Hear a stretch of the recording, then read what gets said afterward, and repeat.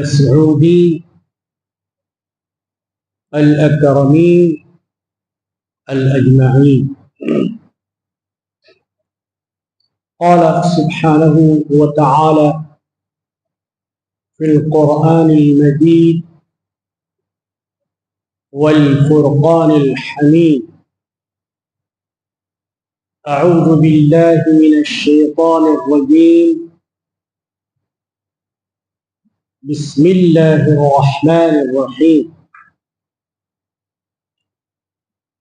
إن أولياؤه إلا المتقون.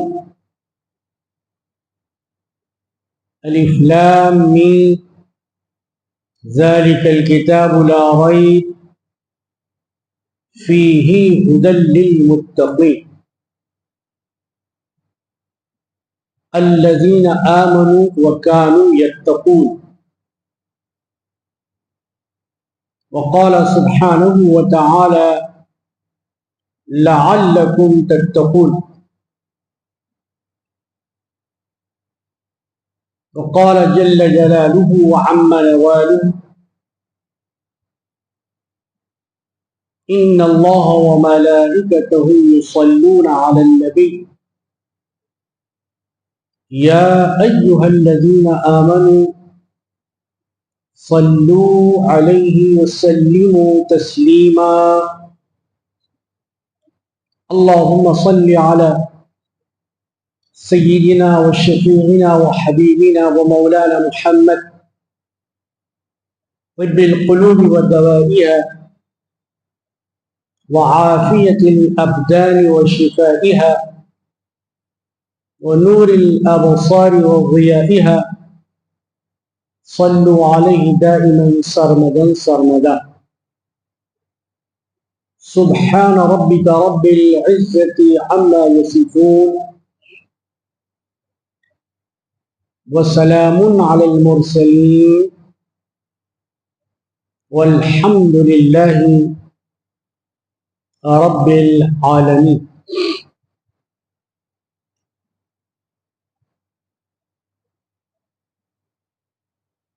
بندہ جس کو کہتے ہیں،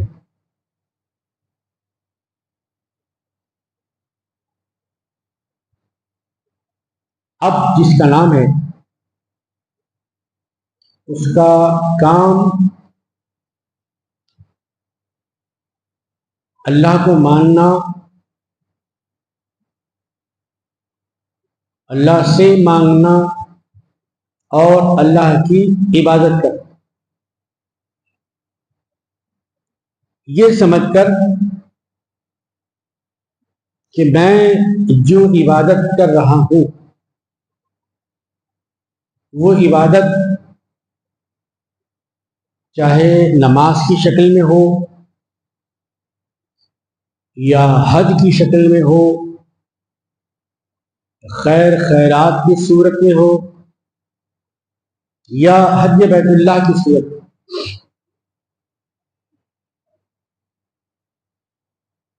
صرف اللہ کے لیے، اللہ سے ہٹ کر جو ہے اس کی تعظیم اور احترام ہو سکتا ہے لیکن عبادت نہیں ہو سکتی، جائز نہیں، اسلام حرام حرام. ایک منٹ کے لیے، ایک سیکنڈ کے لیے بھی اس کو اچھا نہیں سمجھا گیا.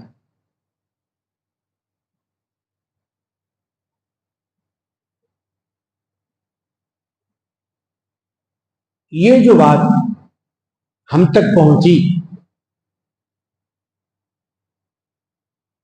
پیغمبروں کے ذریعے پہنچی، سب سے آخر میں پہنچانے والے وہ حضور پاک صاحب لولاق لما خلقت الافلاق، یعنی اللہ پاک نے فرمایا: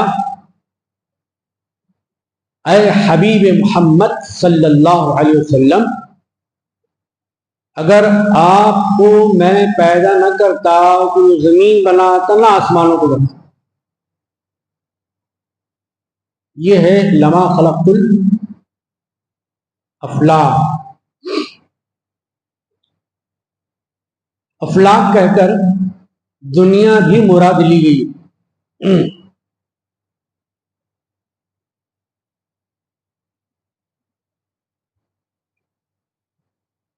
حدیث قدسی، حدیث نبوی تو وہ ہے جو حضور صلی اللہ علیہ وسلم فرمائیں اور کہیں کہ یہ میرا فرمان، میری بات، میرا کلام، میری گفتگو. تو کلام نبوت کو حدیث نبوی کہتے ہیں. اور حدیث کا لفظ وہاں بھی کہا جاتا ہے، وہاں نبوی نہیں کہا جاتا بلکہ وہاں حدیث قدسی کہا جاتا ہے. حدیث قدسی، اللہ قدوس ہے، اسی سے قدسی. تو حدیث قدسی کا مطلب یہ ہے کہ بات تو اللہ تعالیٰ کی ہو لیکن ذریعہ سرکار دو عالم صلی اللہ علیہ وسلم.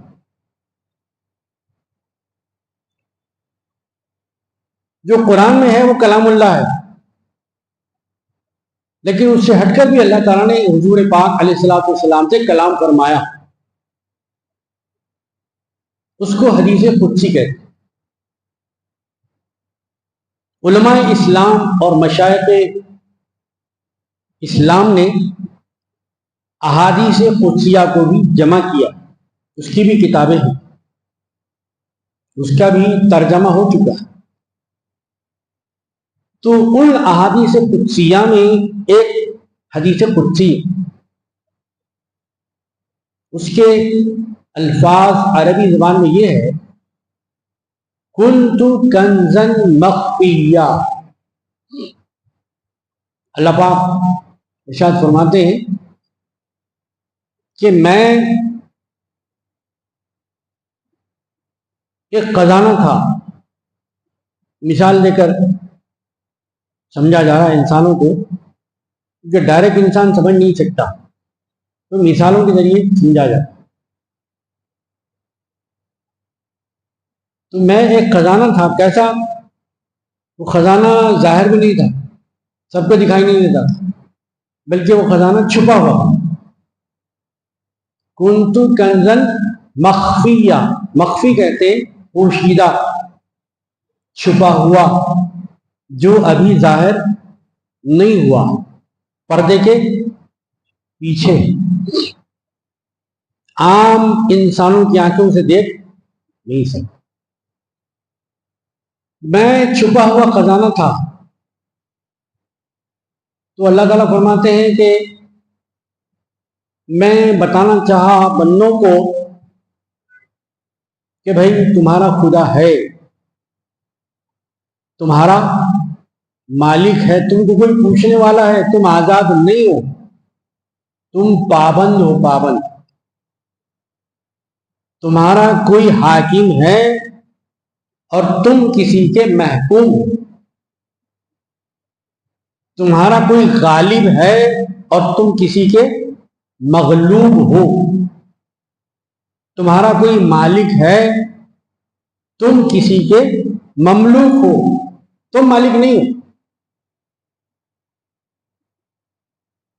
فَأَحْبَبْتُ،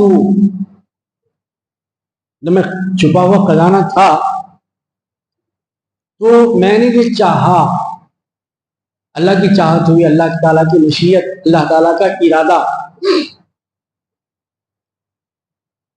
کہ مجھے بندے پہچانے، مجھے بندے جانے، جتنا وہ جان سکتے ہیں اپنے علم اور عقل کے مطابق، جتنی ان کی سمجھ ہے، جتنا ان کا شعور ہے، جن کی اتنی سکت ہے.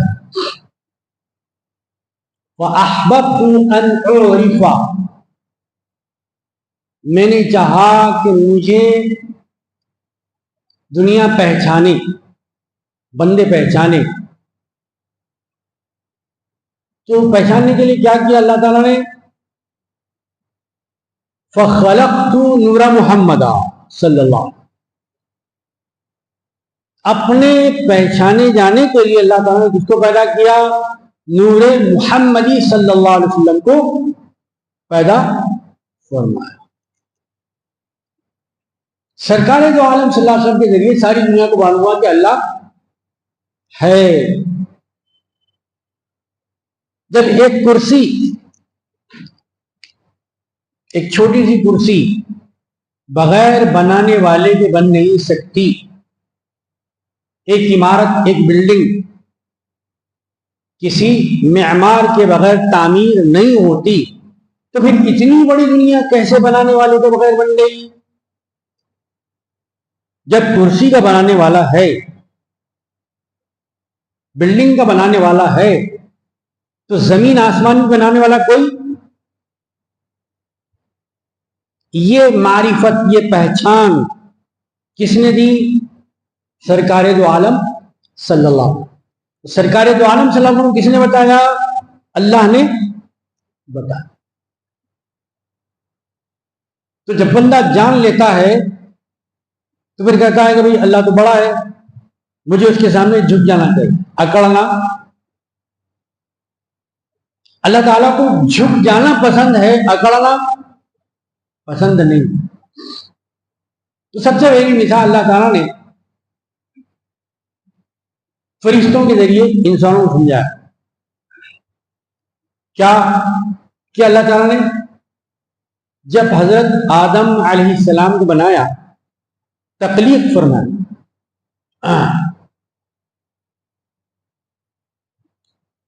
اللہ تعالیٰ سے تخلیق کا عمل ہوتا ہے۔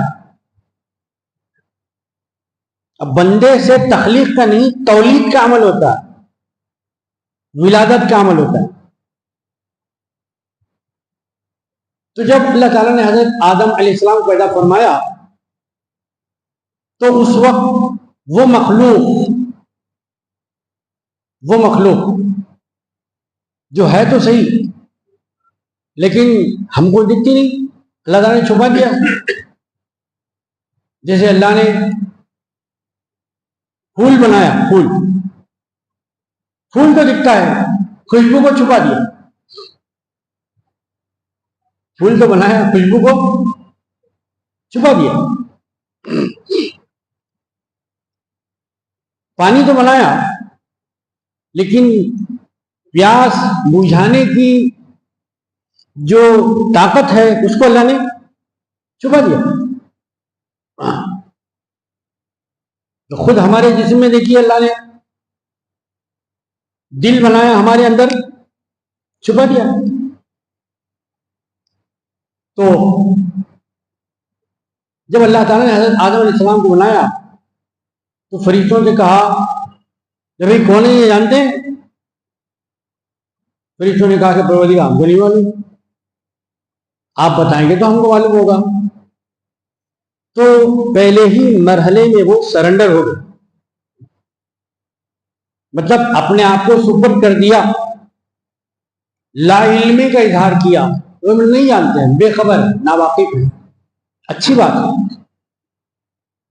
میرے استاد محترم شیخ التفسیر حضرت علامہ مولانا شاہ محمد عثمان نظامی رحمۃ اللہ علیہ، جامع نظامیہ میں شیخ التفسیر، فرماتے تھے کہ بابا کوئی چیز اگر آپ کو نہیں معلوم ہے تو نہیں معلوم کہہ دینا بھی آدھا علم ہے۔ نہیں معلوم کہنا بے عزتی نہیں ہے، نہیں معلوم ہے کہنا بھی آدھا علم ہے۔ وہ کسی سے پوچھ لے گا جس کو معلوم ہے۔ تو اللہ تعالیٰ نے فرمایا اسجدوا لی آدم، سجدہ یسجدو کے معنی آتا ہے سجدہ کرنا۔ اب سجدہ وہ ٹھہر ٹھہر کر سکتا ہے کیا؟ نہیں کرتا۔ سجدے کا مطلب اپنی سب سے بلند چیز، جس کو پیشانی کہا جاتا ہے، جو سر کے اندر ہے، اسے سب سے زیادہ پستی زمین پر جھکا دینا، عبادت کی نیت کے ساتھ، پاک مقام پر، پاک حالت میں، پاک جگہ پر۔ اسی کو کہتے ہیں سجدہ. اس سجودو جھک جاؤ جس کے سامنے حضرت آدم علیہ السلام نے. کیونکہ اللہ تعالیٰ کا حکم تھا، فرشتے سارے کے سارے جھک گئے. لیکن ایک ایسی بھی ذات وہاں پہ تھی جو نہیں جھکی. ابھی سب تو جھک گئے، تم کیوں نہیں جھکتے؟ کیا کہ اللہ آپ کے سوا کسی کو سجدہ نہیں کروں، آپ کے سوا کسی کو سجدہ نہیں کروں گا. اس نے یہ تو دیکھا لیکن حکم کس کا ہے وہ نہیں دیکھا. حکم اللہ کا تھا، اللہ کے حکم کے سامنے جھک جانا ہے. وہاں کیوں چرا، کیوں، کدھر، کس طرح، کب، کیسے، یہ سارے سوالات کی گنجائش ہی نہیں. اس لغت میں یہ سارے الفاظ ہے ہی نہیں. جیسے حکم آتے اسی کو کہتے ہیں اطاعت، فرما برداری، تسلیم کرنا، قبول کرنا. یہ فیضان نظر تھا یا کہ مکتب کی کرامت تھی. سکھایا کس نے؟ اسماعیل کو آداب فرزندی. ایک آداب فرزندی ہے، ایک آداب عبدیت ہے. بندے کا کام تسلیم کر لینا، جھکنا، بحث نہیں کرنا. لیکن ہمارے پاس ایک بری وبا، بحث کرنی چاہیے، ماننے کو تیار نہیں، تسلیم کرنے کو تیار نہیں. یہ فتویٰ ہے، نہیں مانتا تھا میں، فتویٰ نہیں مانتا. لیکن فتویٰ میڈم مفتی نہیں ہوتا، فتویٰ تو قرآن حدیث سے دیا جاتا ہے. مفتی صاحب اپنے گھر سے فتویٰ بنا کے نہیں لاتے، وہ تو قرآن اور سنت نبوی صلی اللہ علیہ وسلم کی شکل میں ہوتا. تو بہرحال جب سارے جھک گئے تو اللہ تعالیٰ نے اسے فرمایا کہ مجھے جھکنا پسند ہے، اکڑنا پسند نہیں ہے. جو جھک گئے یہاں میرے پاس رہ جائیں، جو نہیں جھکے ان کی ضرورت نہیں ہے، نکل جائے. اسی لیے قرآن شریف پڑھنے سے پہلے کیا پڑھتے؟ بسم اللہ سے پہلے اعوذ باللہ من الشیطان الرجیم. کبھی آپ نے اپنے ذہن شریف کو زور دیا گیا رجیم کس کو بولتے؟ آخر بڑی بڑی باتیں کرتے ہیں لوگ، لیکن رجیم کا مطلب نہیں معلوم. کون ہے آخر یہ رجیم؟ اچھا، رجیم میں سے جیم کا نقطہ نکال دیجئے، کیا ہو گیا؟ رحیم. کتنی نزاکت ہے دیکھیے. رجیم کون ہے؟ جس کو اللہ تعالیٰ نے اپنی بارگاہ سے دھتکار دیا، نکال دیا، نکل جائے، ضرورت نہیں تمہاری. یہاں تو ماننے والوں کی ضرورت ہے، تسلیم کرنے والوں کی ضرورت ہے، قبول کرنے والوں کی ضرورت ہے. نا فرما برداروں کی یہاں ضرورت. تو فرشتوں نے فرما برداری کی تو ان کو رکھ لیا گیا، اور جس نے نافرما برداری کی وہ شیطان کہلایا. اس لیے باپ بھی ان بیٹوں کو گھر میں رکھتا ہے جو اس کے فرما بردار ہوتے ہیں، اور جو نافرما بردار ہوتا ہے اس کو گھر سے نکال دیتے ہیں. تو یہ اللہ تعالیٰ کی سنت ہے. پھر یہاں پر ایک بات، ہمارے ان علماء نے جن کو اللہ نے علم کے ساتھ عرفان بھی عطا فرمایا، یہ بھی ایک علم ہے. قرآن شریف میں آتا ہے کہ حضرت موسیٰ علیہ السلام ایک ایسے اللہ کے بندے سے ملاقات کرنے کے گئے جن کو اللہ تعالیٰ نے ظاہری علم کے ساتھ ایک اور علم عطا فرمایا تھا، جس کا نام قرآن میں علم لدنی، وَعَلَّمْنَاهُ مِن لَدُنَّا عِلْمًا. اے موسیٰ پیغمبر علیہ السلام، ہم نے آپ کو بھی علم دیا ہے. ایسا نہیں کہ آپ کو علم نہیں دیا ہے، پیغمبر بغیر علم کے نہیں آتا. جو بھی پیغمبر دنیا میں آیا وہ ساری قوم میں سب سے زیادہ پڑھ لکھا ہوتا اور وہ آزاد یعنی حر ہوتا. کبھی کسی غلام کو اللہ نے پیغمبر نہیں بنایا. کہ کبھی کسی غلام کو اللہ نے پیغمبر نہیں بنایا، اور سب سے زیادہ پڑھا لکھا قوم میں جو ہوتا ہے وہ پیغمبر دکھائی دینے والی ظاہری باتیں بھی پیغمبر جانتے ہیں، اور وہ باتیں جو انسان نہیں جانتا، جو کتابوں میں لکھی ہوئی نہیں ہے، جو رائٹنگ میں نہیں آئی، جو بکس میں نہیں ہے، وہ بھی پیغمبر جانتے ہیں۔ کس نے بتایا؟ وہ اللہ نے بتایا۔ تو ایک ہمارا بندہ ہے، اس کو ہم نے سکھایا، علمناہ، اللہ تعالیٰ فرما رہے ہیں ہم نے ان کو سکھایا، اس بندے کو۔ دیکھیے، تو دنیا میں دو طریقے کے انسان، ایک تو وہ جو انسان کو سکھاتا ہے، ایک انسان پڑھا لکھا وہ ہے جس کو انسان نے پڑھایا، لکھایا، سمجھایا، بتایا۔ ایک انسان وہ ہے کہ انسان نے نہیں پڑھایا بلکہ اللہ نے خود پڑھایا۔ تو یہ بندے کون تھے جن کو اللہ نے خود پڑھایا تھا؟ اور کون سا علم پڑھایا تھا؟ اس کا نام ہے علم لدنی۔ لوگ انکار کرتے ہیں، کیوں؟ کہ قرآن نہیں پڑھا، ان کا قصور نہیں ہے، ان کے بڑوں کا قصور ہے، پڑھایا نہیں، لکھا نہیں، ان کو بتا نہیں۔ وہ قرآن پڑھ لیتے ہو، دیکھ لیتے، تلاوت کرتے، تو یہ بیجا اعتراض نہیں کرتے، یہ غلط بات نہیں کرتے۔ تو ہم نے ایک علم سکھایا جس کا نام ہے علم لدنی۔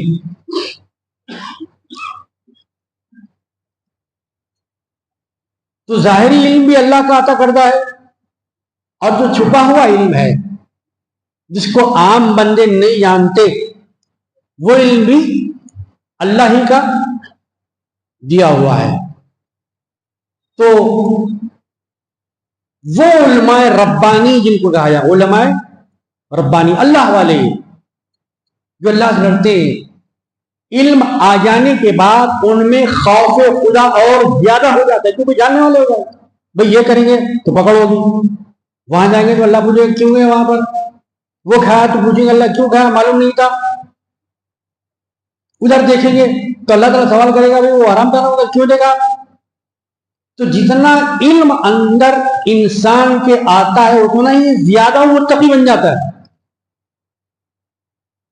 علم زیادہ آ جانے کے بعد غرور نہیں آتا، انکساری آ جاتی ہے، جھکتا ہے وہ، جیسے فریتے جھک گئے۔ تو ایسے علماء کرام جن کو اللہ نے علم ظاہری کے ساتھ علم باطنی یعنی علم عرفان بھی عطا فرمایا تھا، ان کا یہ فرمانا ہے تفسیر کی کتابوں، معلومات کی کتابوں، جو اسلام کی مخالف نہیں ہے، اسلام کے عقیدوں سے نہیں ٹکراتی، وہ عین ایمان ہے، شرک نہیں ہے، کفر نہیں ہے، زندقہ نہیں ہے، الحاد نہیں ہے، بے دینی نہیں ہے، گمراہی نہیں ہے۔ کیا کہا ان لوگوں نے؟ وہ جو فرشتوں نے حضرت آدم علیہ السلام کو سجدہ کیا، دراصل وہ آدم علیہ السلام کو سجدہ نہیں تھا، سجدہ تو خدا تھا، آدم علیہ السلام قبلہ تھے، سمت تھی، سمت، جیسے ہم قبلے کی طرف سجدہ کرتے ہیں یا قبلے کو سجدہ کرتے ہیں، منہ میرا کعبے شریف کی طرف، تو کعبے شریف کی عبادت نہیں کر رہے ہیں آپ، کعبے کے شریف کی طرف رخ ہے آپ کا۔ تو جیسا ہمارا یعنی مسلمانوں کا، صاحبان ایمان کا یہ نماز پڑھتے وقت قول ہوتا ہے نیت کے ساتھ کہ منہ میرا کعبے شریف کی طرف، تو کعبے شریف